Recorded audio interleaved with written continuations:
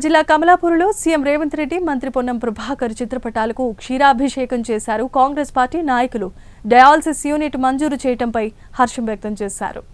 జై కాంగ్రెస్ జై కాంగ్రెస్ వర్ధిల్లాలే వర్ధిల్లాలే కాంగ్రెస్ పార్టీ వర్ధిల్లాలే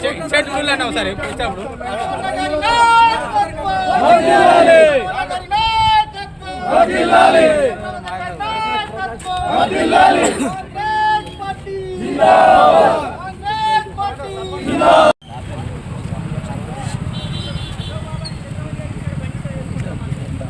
కమలాపూర్ మండలంలో ఉన్న గవర్నమెంట్ ఆసుపత్రిలో డయాలసిస్ సెంటర్ లేక కమలాపూర్ మండలంలో ఒక 70,000 పైచిలకు జనాభా ఉంది.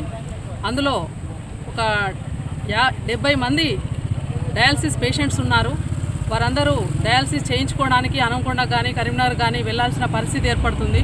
ఈ విషయాన్ని మన హుజరాబాద్ నియోజకవర్గ ఇన్ఛార్జ్ ప్రణవ్ బాబు గారికి మేమందరం తెలియజేయడం జరిగింది. వారు వెంటనే స్పందించి రాష్ట్ర రవాణా శాఖ మంత్రులు పొన్నం ప్రభాకర్ గారికి చెప్పడం జరిగింది. పొన్నం ప్రభాకర్ గారు వెంటనే వైద్య ఆరోగ్య శాఖ మంత్రులు దామోదర రాజనరసింహ గారికి చెప్పడం జరిగింది.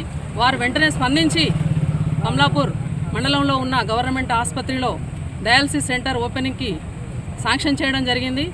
వారందరికీ ప్రణవన్న గారి హుజరాబాద్ నియోజకవర్గ ఇన్ఛార్జి ప్రణవన్న గారికి, పొన్నం ప్రభాకర్ అన్న గారికి, దామోదర రాజనరసింహ గారికి, మన ముఖ్యమంత్రి రేవంత్ రెడ్డి గారికి ప్రత్యేకంగా నేను ధన్యవాదాలు తెలియజేస్తున్నాను. మా కాంగ్రెస్ కుటుంబ సభ్యులందరి తరఫున, మా కమలాపూర్ మండల ప్రజలందరి తరఫున వారందరూ 70 మంది అక్కడికి వెళ్లకుండా, హనుమకొండకు వెళ్లకుండా, కరీంనగర్కి వెళ్లకుండా ఇక్కడే ఫెసిలిటీ కల్పించిన మన ప్రణవన్న గారికి ప్రత్యేకించి నేను ధన్యవాదాలు తెలియజేస్తున్నా.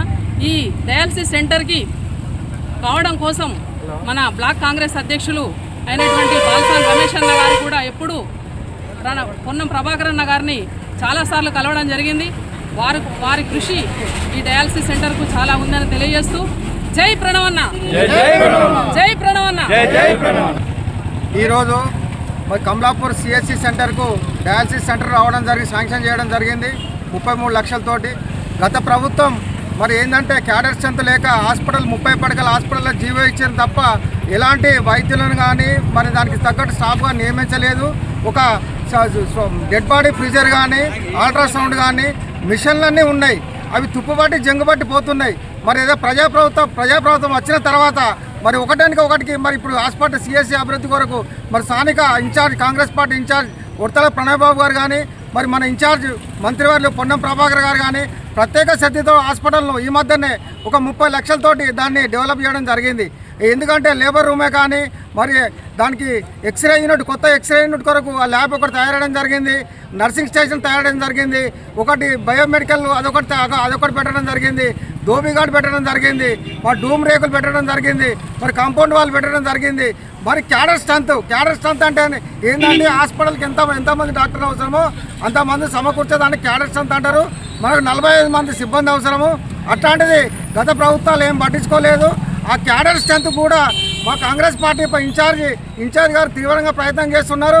మరి ఇంకా మరి కాంగ్రెస్ ప్రభుత్వం ఉన్నన్ని రోజులు ఇంకా పేద ప్రజల అభ్యున్నతి కొరకే పాటుపడుతుందని అనుకుంటూ ఈ మంజూరు కృషి చేసిన ఉడతల ప్రణవ్ బాబు గారికి మరి పొన్నం ప్రభాకర్ గారికి మరి ప్రత్యేక కృతజ్ఞతలు తెలుపుకుంటున్నాను.